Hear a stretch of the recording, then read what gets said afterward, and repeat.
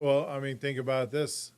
A 100% of stories or topics of conversation come from less than 1% of the population. Your day to day life. How many times in the history of your life have you ran into true racism of some sort? Like you don't see like a person of color. Your first thought is not, oh, there's a black guy. It's just not. But there's people that want to tell you that's what you. And then there's that also double standard. Like I think about like sports. Like growing up in sports, I'm all around all different kind of people, colors, ethnicities, whatever. But if I was to say to someone, no, I don't care about this shit. My friends are black or Puerto Rican or whatever. They're like, oh, see, there you go. You're just claiming because you're friends with some. You're not like racist. Like, no, you're the one that's making a racism conversation. You're at the bar. You're at the bar, bro. You don't have to have a clear thought. I don't know what it's like to be any of those people that you just said. Okay, And but I I'm will. with you there. Yeah. Okay, but I will tell you this. I will tell you that I do know what it's like to be heavily tattooed, and I do know what it's like to be stared at and ask weird questions and like all the things that comes along with being heavily tattooed, Mhm. right? And like I don't, even if people don't agree or don't like it, like I don't know. It's my responsibility. Like why am I going to make it an issue? Well, and it's funny to say because I actually didn't even notice, or I don't even consider you heavily tattooed. Oh well, bro, To be honest, with you, I didn't it's even just like because notice it. you ain't seen nothing yet. Like you just seen my two little arms sticking out. Like apparently my new style Yeah, is '90s hip hop artist. That's my new '90s 2000 hip hop artist because I just want to wear baggy ass clothes and basketball jerseys yeah, and like that's my new style. But like that's why the shirt's so long, so you can't see any of my tattoos. You're just seeing this. yeah. Well, I My mean, if it's daughter the other comfortable. day pointed out, she goes, "Daddy, I didn't know you had such and such tattooed on you." And I was like, "I didn't know that either. Yeah, I totally forgot." it is. It is interesting. Like for me, because I'm around plenty of people that got all kinds of tattoos and whatnot. Literally didn't even notice your tattoo, nor would care. I mean, I've got two. Um, it's kind of interesting that for you, from your perspective, you run into people that don't notice that. It's not so much in Austin Yeah, as it is other places. Other places where there's not a lot, like Ole Miss. yeah. There's not a lot Well, of people that look like me at Ole I, Miss. I remember being back in high school. I was the first, one of the first guys to get earrings. I had three earrings in high school. You would have thought I was walking around with my head cut off. And God bless my mother. She didn't care one bit. She actually was trying to get me to get a fourth one up here. Like she was like ready just to go like full throttle. And again, I know that doesn't sound like anything now, but in the '90s, to have a dude have multiple earrings, like a little bit out there. I can't remember if my parents knew I had tattoos. I think maybe they did, or maybe they weren't showing yet, or whatever. Yeah. But I got my ears pierced. Mm-hmm. I was in college, and I was probably like, man, I was probably like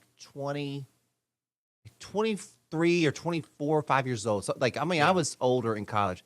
Got my ears pierced, and it took me a while to get out of school, by the way. And I'm not a doctor. Uh, Same Um, for me. so, anyways, so my parents were still helping me, and then when I got my ears pierced, my dad was like, "Cut him off," Yeah.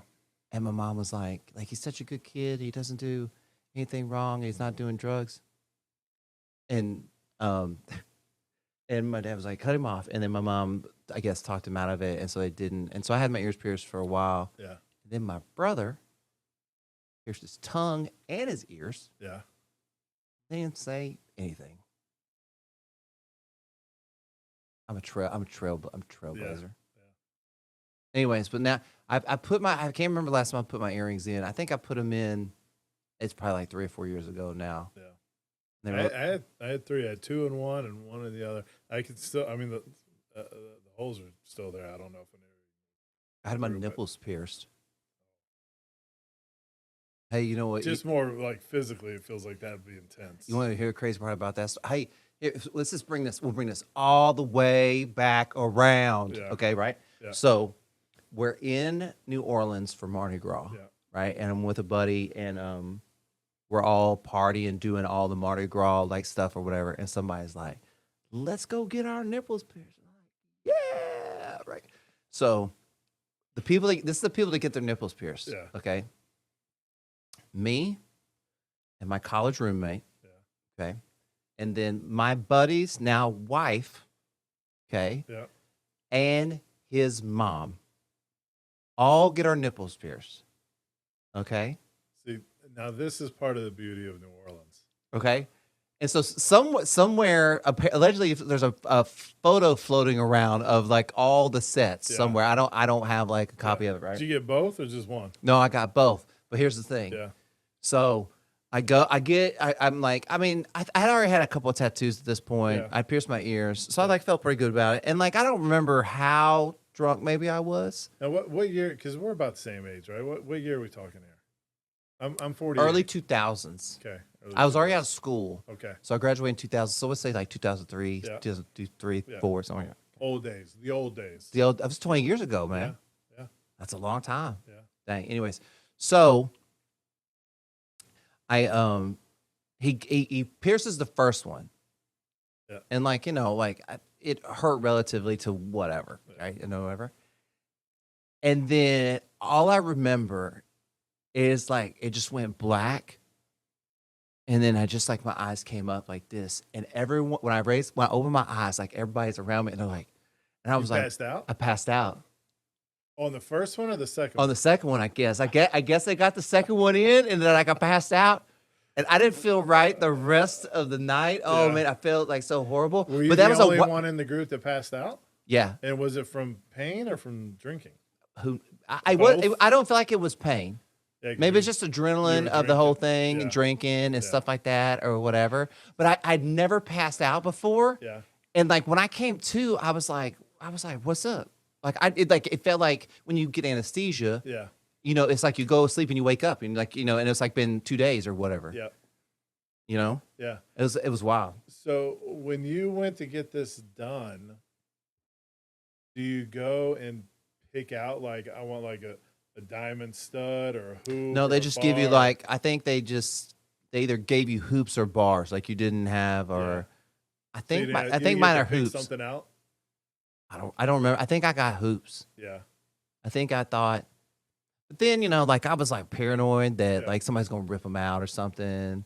And then I started dating a girl, and then they got infected because like your nipples apparently are hard to like heal. It's not it's not part of your body that heals very well, I guess, Yeah. or based on whatever. Yeah. So then it wouldn't heal. So then I just pulled them out. I was like, Yeah. this is my, and then now my nipples are like constantly like Yeah. sensitive.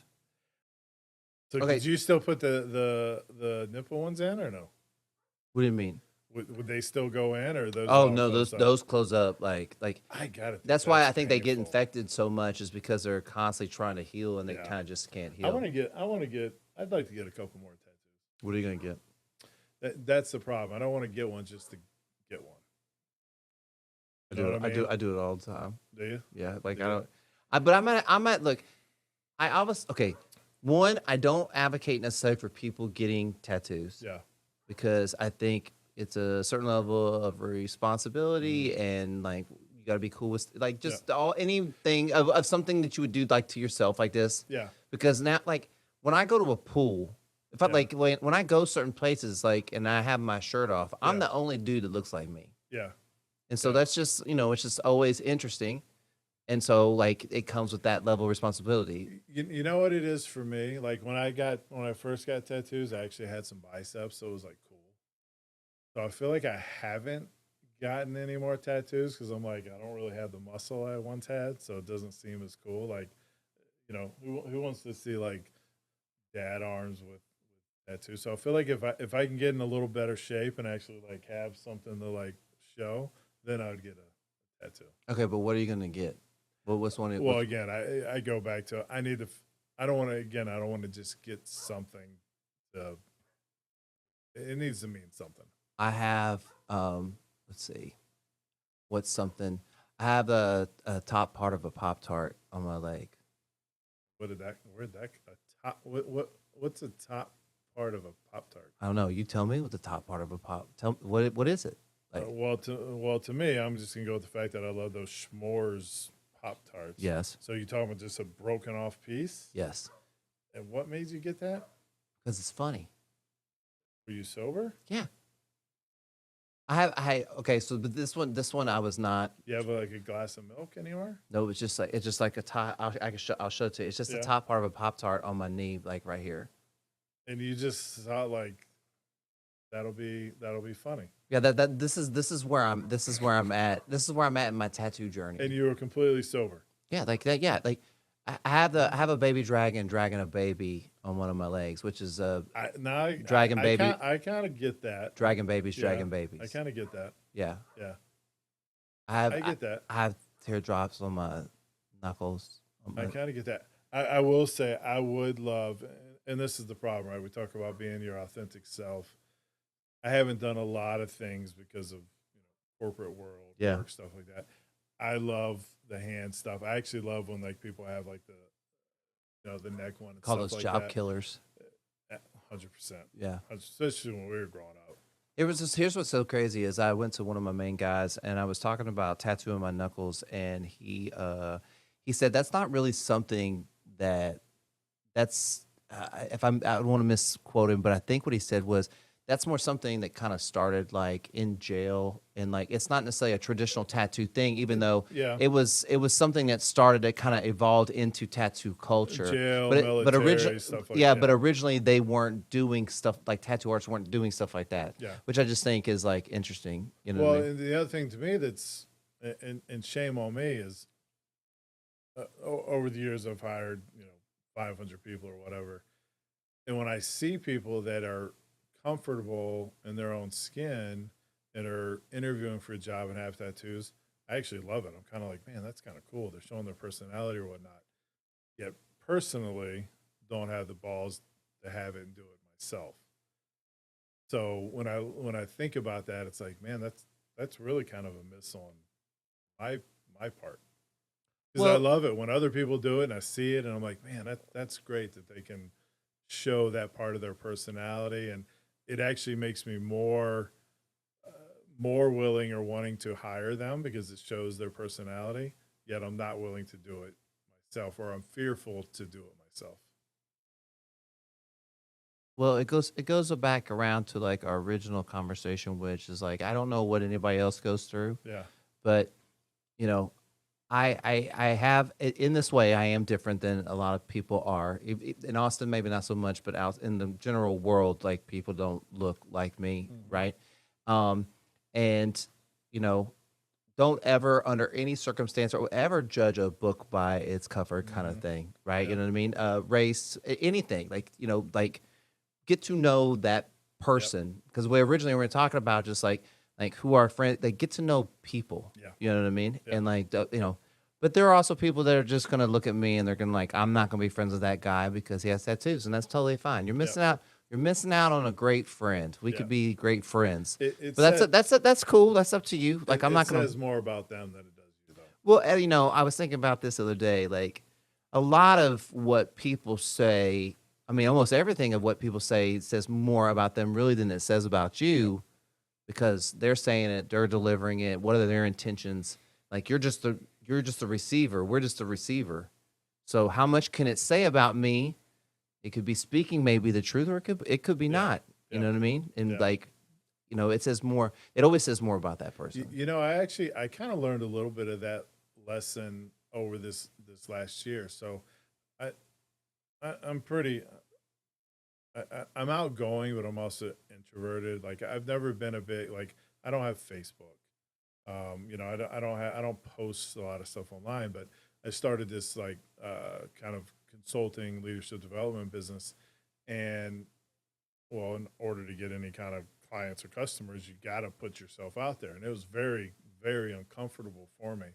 And I remember I started like posting some stuff on like LinkedIn, and I had a few people, not necessarily close friends. Everyone close to me has been supportive, but people kind of like your outer circle, like, oh, you shouldn't do that. You shouldn't be telling personal stories or And when they said it, I thought about it. I'm like, maybe they're right.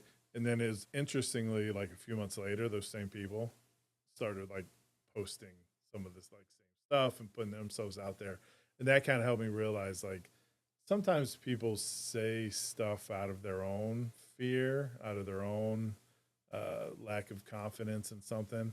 And that's why you got to kind of be like, appreciate the feedback, but this is what I'm going to The best thing you can do is just be a good example. do. Yeah. That's the best thing you could do. Don't, I mean, it would be, I would love to take time to worry about other people's shit, but Yeah. guess what? My responsibility is worrying about my stuff. And if I'm not worried about my stuff, who's worried about my stuff? Yeah. And if I'm worried about your stuff, who's worried about my Yeah. stuff? So Right? is that where Just Be came from? Well, here's what's so crazy about the Just Be thing is like, so because I'm not going to take credit for this, Yeah. but it's a story.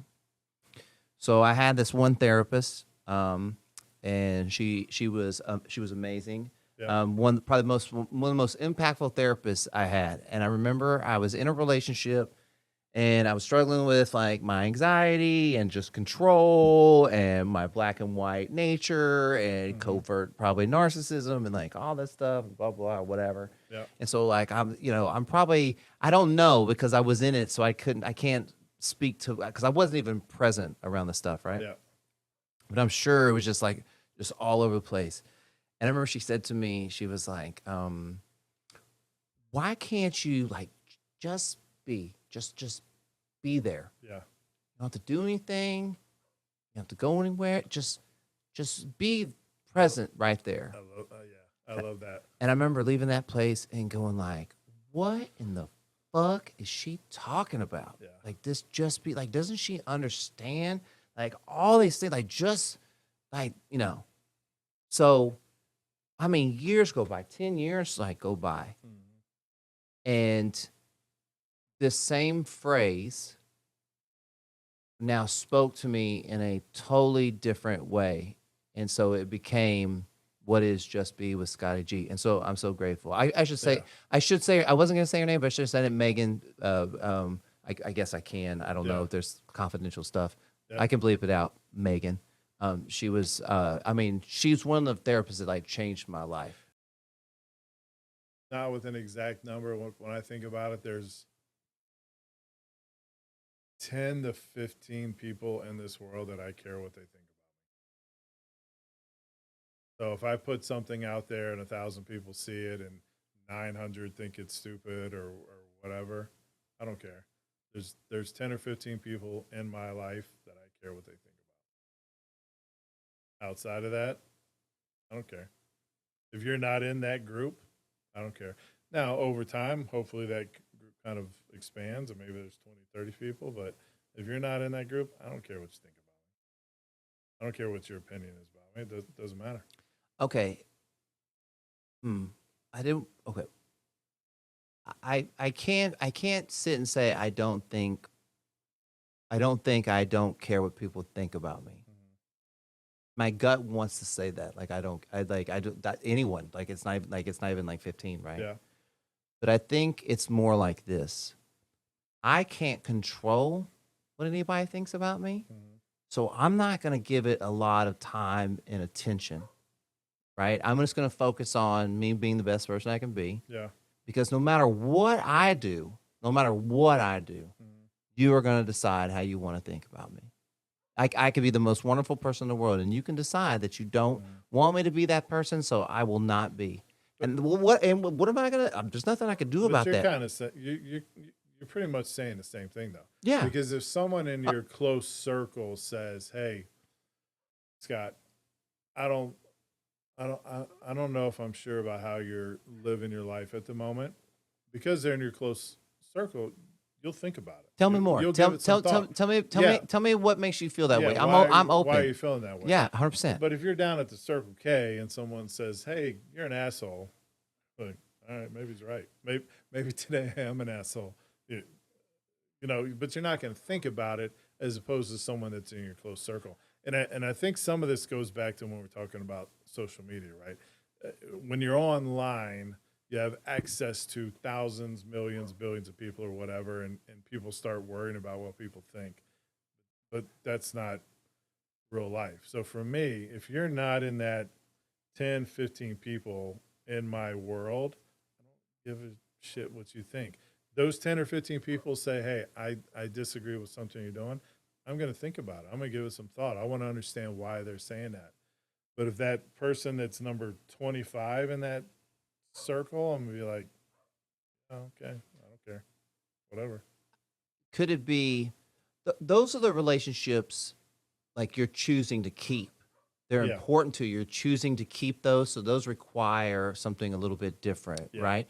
And that number can get big and small, I think, over your entire lifetime. yeah, I, for and I sure. think Yeah. I think what happens is sometimes we go through this fluctuation of like friends and things like that, of Yeah. having a lot or a little or a lot of time, a little, and we think it means something about like where we're going or what we're doing. Yeah. But the longer I live, the more I realize I'm like, oh, this is just a season of whatever that this is part of this journey of what I'm doing right now. Yeah. You know what I mean? You know, that brings up something. Let me ask you this. Outside, I just realized, is that a Whataburger sign? Yeah, absolutely. Yeah. I See, look. I was That's- thinking. That's I was- even that's phenomenal that you have that. I was thinking if I had to make a wish list Yeah.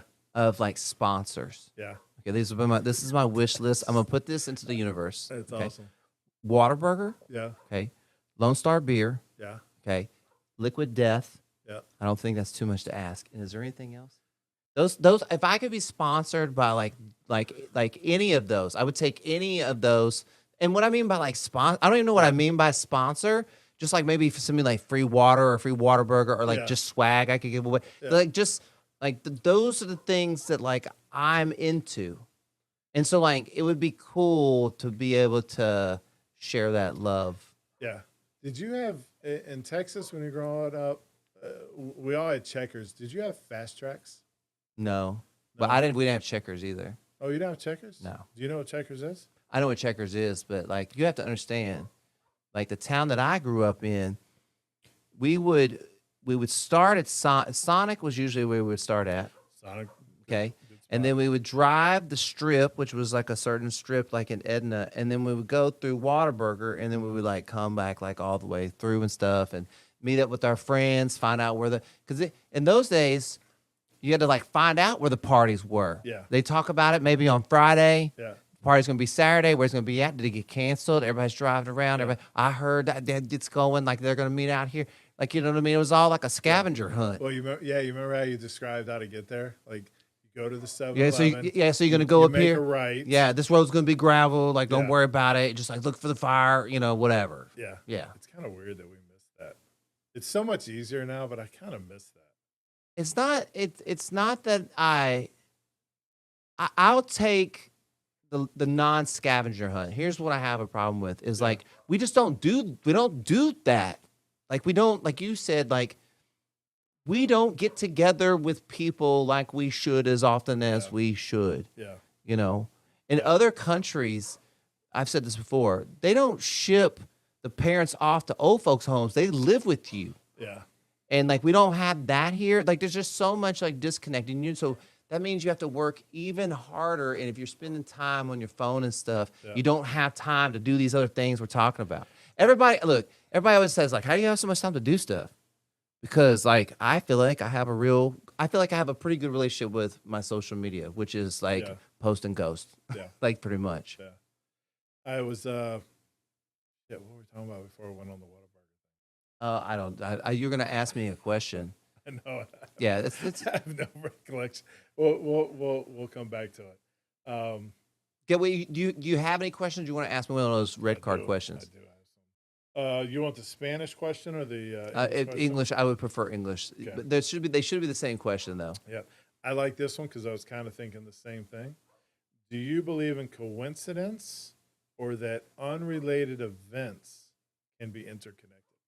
I think that if you're aware and present enough of what is going on in your life, you will start to see that all of it is connected.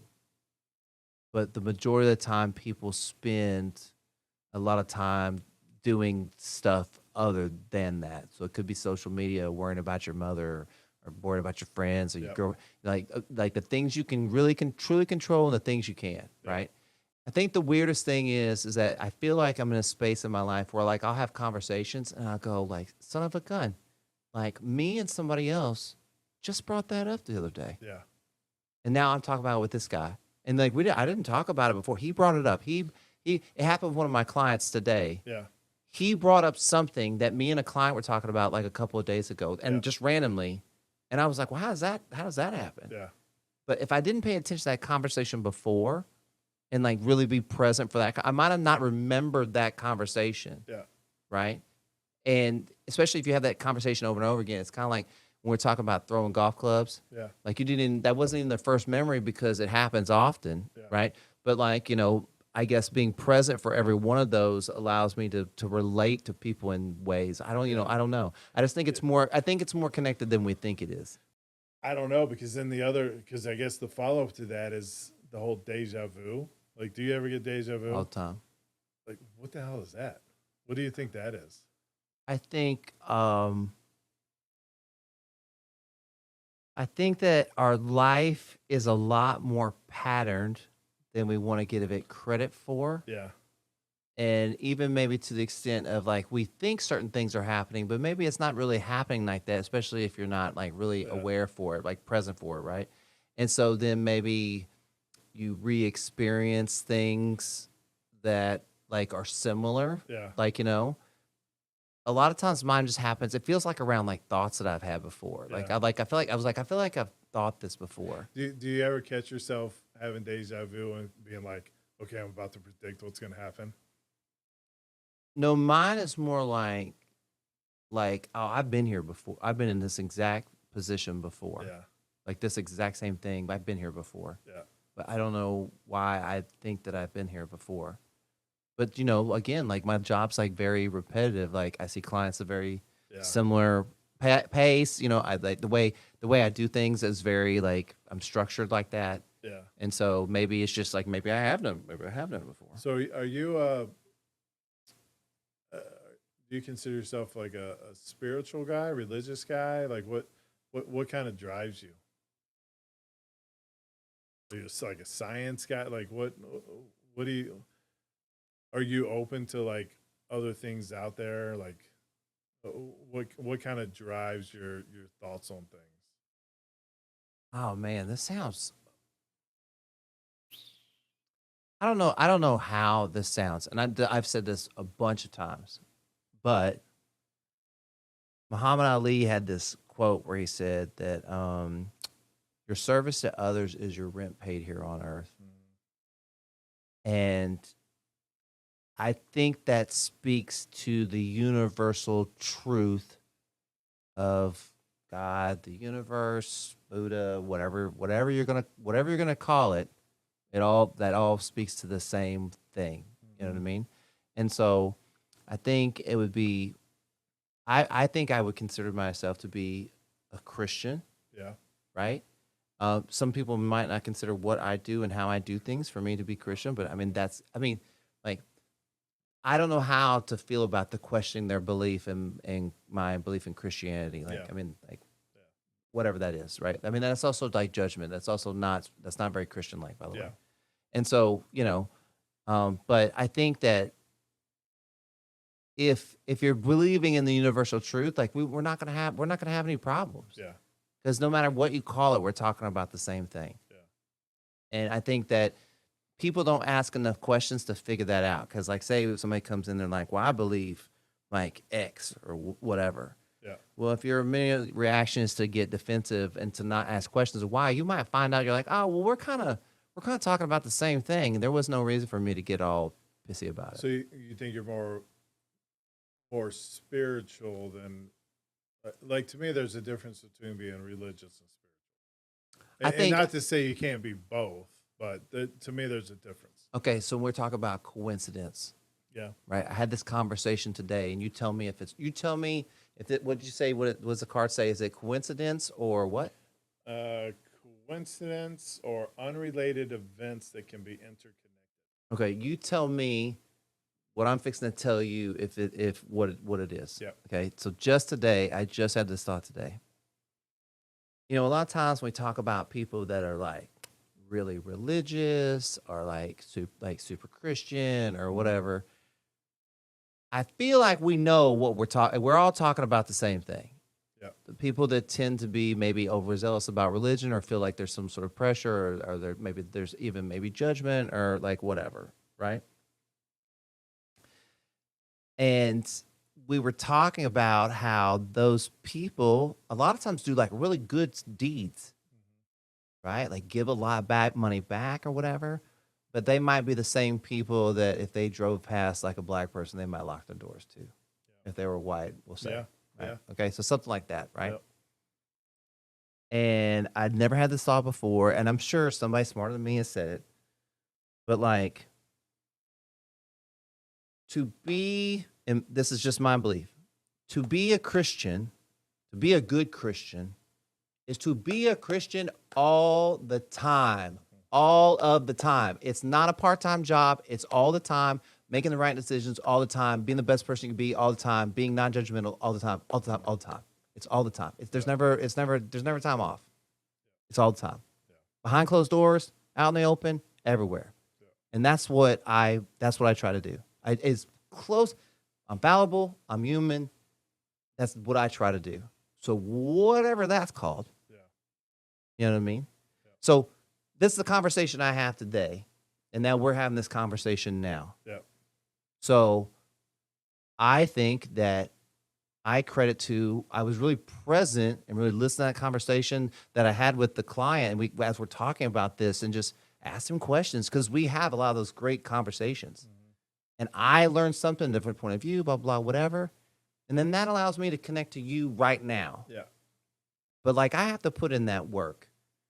And then if you're not putting in that work, or maybe it's doesn't happen. It's not going to happen every day. Some people don't want to talk, or maybe you're not going to see anybody, or whatever. Yeah. But like when the opportunity arises, you have to do those kinds of things, and then it feels like, oh wow, this all feels more connected.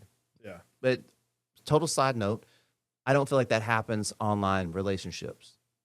Like that's hard to happen in online because there's a difference of being in person with a person. There's even a difference, like there's a difference between in person and a video. Like a Zoom, right? Yeah. Like, so it's important for us to be in person. Like, just as like it's important to have like we'd all agree, it's important to have trees, and it's important to like all the things that we all agree on that are important. It's important for us to stay connected in a one-on-one, in person way, know? Yeah, it's always been an interesting conversation to me. I'm not a religious person, but I do think I'm a spiritual person. I do think there's something out there bigger than all of us, but I also believe in Big Bang Theory and evolution and all that kind of stuff. And to me, both things can be true.